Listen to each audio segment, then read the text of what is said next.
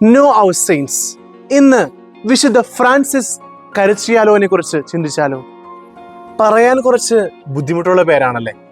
എന്നാൽ ഈ വിശുദ്ധൻ വളരെ വലിയ വിശുദ്ധനായിട്ടാണ് വിശുദ്ധരുടെ പുസ്തകം പറഞ്ഞു വെക്കുക. സ്നേഹമുള്ളവരെ, 1563 ഒക്ടോബറിലാണ് അദ്ദേഹം ജനിക്കുക. രാജകീയമായ ഒരു കുടുംബത്തിലാണ് അദ്ദേഹത്തിന്റെ ജനനം. എന്നാൽ തന്റെ രോഗാവസ്ഥയിലായിരിക്കുമ്പോൾ ദൈവത്തിന് തന്റെ ജീവിതം സമർപ്പിക്കുന്നു എന്ന് പറഞ്ഞുകൊണ്ട് അദ്ദേഹം തന്റെ ജീവിതം ദൈവം സമർപ്പിക്കുകയാണ്. പിന്നീട് അദ്ദേഹം ഒരു പുരോഹിതനാകുന്നു. അങ്ങനെ ഒത്തിരി പേരിലേക്ക് ക്രിസ്തുവിനെ കൊടുക്കുവാനായിട്ട് അദ്ദേഹം ഇറങ്ങിത്തിരിക്കുകയാണ്.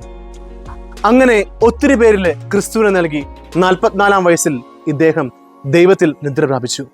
സ്നേഹമുള്ളവരെ, ഈ വിശുദ്ധൻ നമ്മുടെ ജീവിതത്തിൽ ഓർമ്മിപ്പിക്കുന്ന ഒരു കാര്യമുണ്ട്. നമ്മുടെ ജീവിതത്തിലും ക്രിസ്തുവിനെ പകർന്നു കൊടുക്കാൻ ലഭിക്കുന്ന അവസരങ്ങൾ ഏറ്റവും നല്ല രീതിയിൽ ഉപയോഗിക്കാനായിട്ട് നമുക്ക് സാധിക്കണം.